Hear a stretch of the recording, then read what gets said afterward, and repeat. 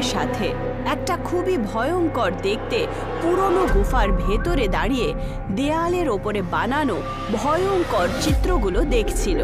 এখান থেকে চলো, এখান থেকে চলো, চলো, আমার তো এখানে খুব ভয় করছে।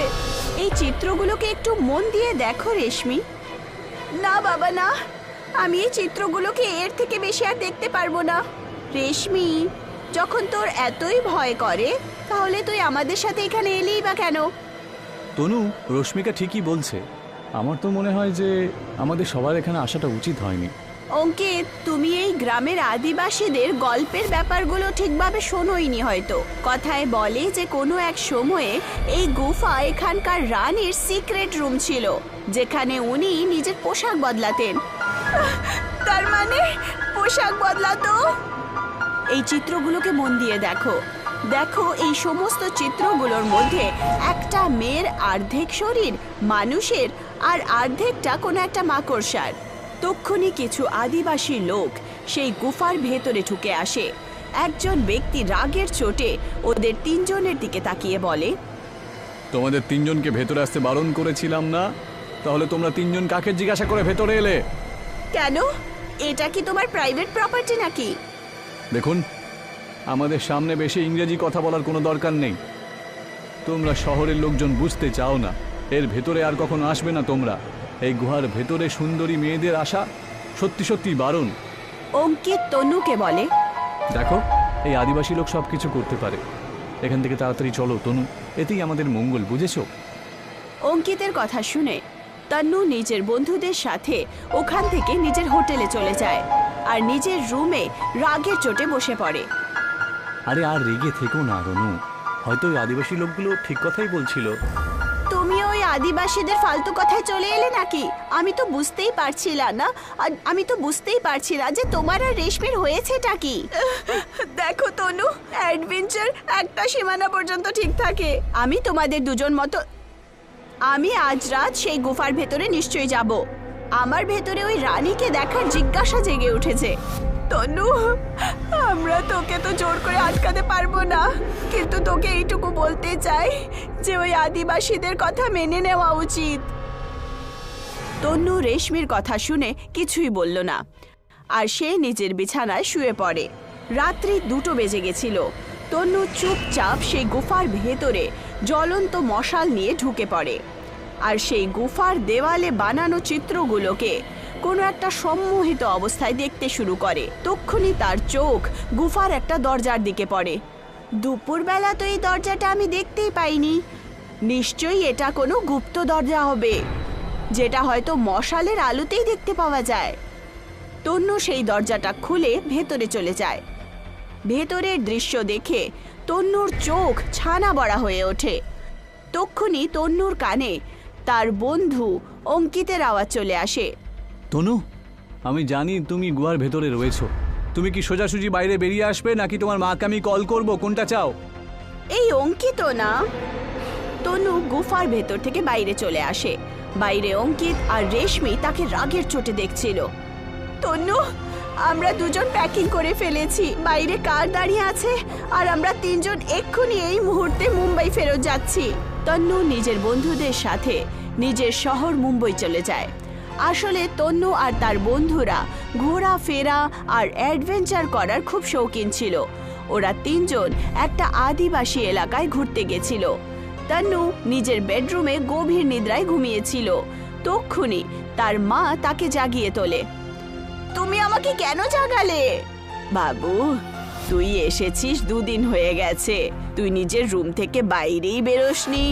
কিছু খাচ্ছিসও না, কিচ্ছু না, কারণ আমার একদম খিদে নেই। যাও আমার রুম থেকে, বাইরে বেরিয়ে যাও, আমার ঘুম পাচ্ছে। এটা তুই কিভাবে আমার সাথে কথা বলছিস? তোর মাথা খারাপ হয়ে গেছে নাকি? তন্নুর চোখ রাগের চোটে লাল হয়ে ওঠে। এখান থেকে বেরো, আমি শেষবারের মতো বলছি। তনুর মায়ের শরীরের লোম কেন জানি না খাড়া হতে শুরু করে। সে ভয়ে ভয়ে তার রুমের বাইরে চলে আসে। বাইরে তনুর বাবা নিজের স্ত্রীকে বলেন, কি হয়েছে?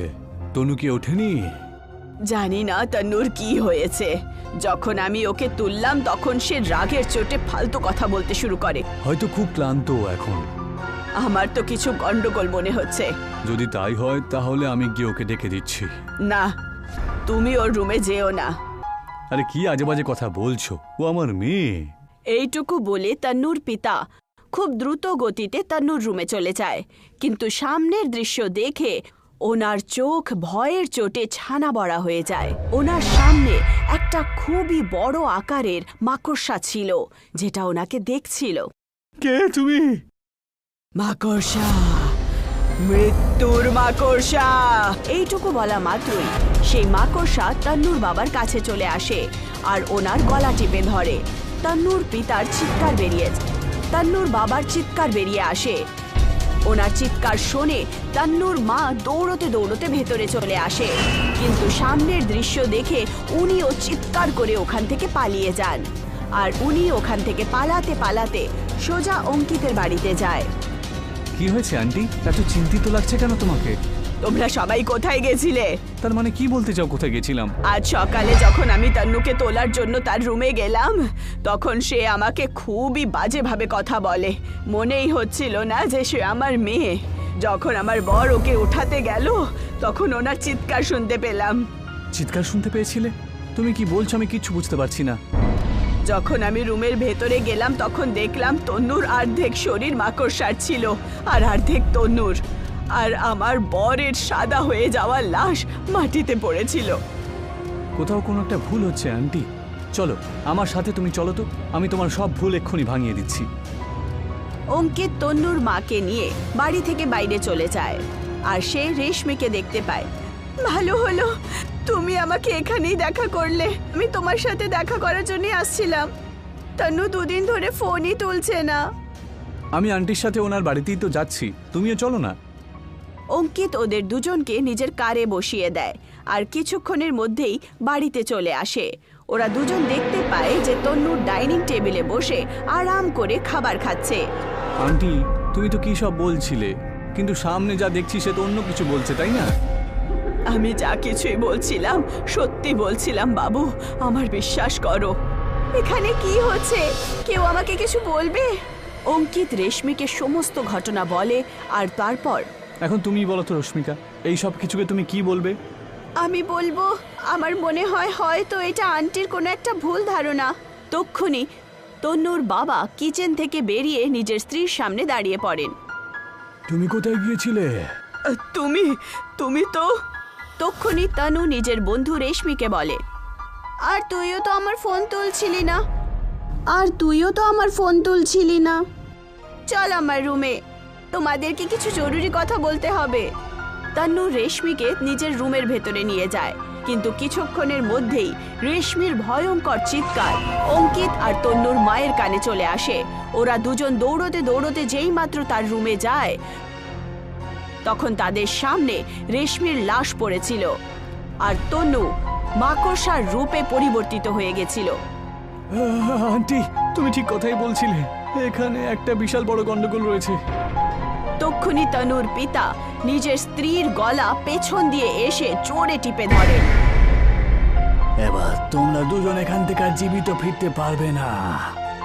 তক্ষুনি সাদা পড়ে যাওয়া রেশমি হঠাৎ করে উঠে বসে পড়ে আর অঙ্কিতকে দেখতে শুরু করে। আমি যার রক্ত চুষে নিই সে আমার গোলাম হয়ে যায়, আর এখন শুধু তুই বেঁচে আছিস। তোর রক্ত পান করার পর সমস্ত সংসারকে আমি গোলাম বানিয়ে মাকড়সার রূপে পরিবর্তিত করে দেব। তক্ষুনি তন্নুর মা চিৎকার করে বলে ওঠে, এখান থেকে পালা বাবু, নয়তো ও তোকে মেরে ফেলবে। অঙ্কিত ওখান থেকে দৌড়তে দৌড়তে পালায় আর নিজের কার নিয়ে সোজা কিছু ঘন্টা পর সেই আদিবাসী এলাকায় পৌঁছে যায়, যেখানে ভালো ভিড় জমা হয়ে গেছিল। একজন আদিবাসী ব্যক্তি অঙ্কিতের কাছে এসে বলেন, তোমরা শহরের লোকজন অনেক বড় ভুল করেছো, বুঝলে? ওই মৃত্যুর মাকড়সাটা মুক্তি পেয়ে গেছে। আমি জানি, আর আমার চোখের সামনে আমার বন্ধু রসিকার প্রাণ নিয়েছে। চলো আমার সাথে ওই গুহাতে। অঙ্কিত এই আদিবাসী ব্যক্তির সাথে গুফার ভেতরে চলে যায়, যেখানে একটা আদিবাসী তান্ত্রিক সেই দরজাটাকে দেখেই যাচ্ছিল। আদিবাসী তান্ত্রিক অঙ্কিতকে বলে ওঠেন, এই ঘরটাকে দেখতে পাচ্ছ? সবাই বলে ও একজন রাজার স্ত্রী ছিল, যে রাত্রিবেলা শয়তানের পুজো করত সব সময়। আর একদিন রাত্রে শয়তান ওর সামনে একটা শর্ত রাখে যে সে অর্ধেক মাকড়সা আর অর্ধেক মানুষ রূপেই অমর থাকতে পারবে, কিন্তু সে তার জন্য কিছু মানুষের রক্তও যে খেতে হতো। অমরত্ব পাওয়ার জন্য সে পাগল হয়ে গিয়েছিল। ওই রানী নির্দোষ লোকের রক্ত খেতে শুরু করে। আর এই কথা জানার পরে একজন তান্ত্রিক নিজের মন্ত্রশক্তির দ্বারা ওকে এই গুহার মধ্যে বন্দি করে দিয়েছিল, যাকে তোমার এই মূর্খ বন্ধুগুলো খুলে দেয়। তোমার বন্ধুগুলো তো সেই সময় মরে গিয়েছিল, যে সময় এই গুহার ঘরের মধ্যে ঢুকেছিল তারা। এসব কি বলছেন আপনি? হ্যাঁ, যদি তনু মরে গিয়ে থাকে তাহলে আমাদের সাথে কে আছে? মৃত্যুর মাকড়সা, ওর আত্মা তনু শরীরের মধ্যে রয়েছে। ওকে এক্ষুনি ধরে নিয়ে এসে এই ঘরের মধ্যে আবার বন্ধ করে দিতে হবে। চলো আমার সাথে। অঙ্কিত সেই আদিবাসী তান্ত্রিককে তন্নুর বাড়িতে নিয়ে যায়। সেই তান্ত্রিকের বাড়িতে ঢোকা মাত্রই মাকড়সার রূপে পরিবর্তিত হয়ে যাওয়া ভয়ঙ্কর তরু চিৎকার শুরু করে। তন্নুর বাবা আর তার সাথে তার মা দুজনই দৌড়তে দৌড়তে অঙ্কিতের সামনে এসে দাঁড়িয়ে পড়ে। প্রায় সবাই অঙ্কিতের গলা টিপে ধরে। হঠাৎ করে সেই তান্ত্রিক নিজের ঝোলা থেকে একটা বড় অভিমন্ত্রিত মাকড়সার জাল বার করেন আর ভয়ঙ্কর তনুর ওপরে ফেলে দেন। আর তারপর একটা কলসি খোলেন।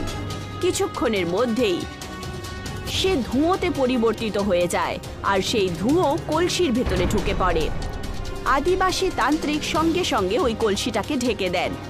তনু আর তার মা পিতা মাটিতে পড়ে যান। দেখলে তুমি? নিজের বন্ধুর লাশটাকে ভালো করে দেখো। দুদিন আগেই এ মারা গেছে, বুঝেছো? এখন আমি এই কলসিটাকে ওই গুহার গুপ্ত ঘরের মধ্যে বন্দি করে রেখে দেব আর দরজাটাকে মন্ত্রশক্তি দ্বারা বন্ধ করে দেব। এইটুকু বলে তান্ত্রিক ওখান থেকে চলে যান।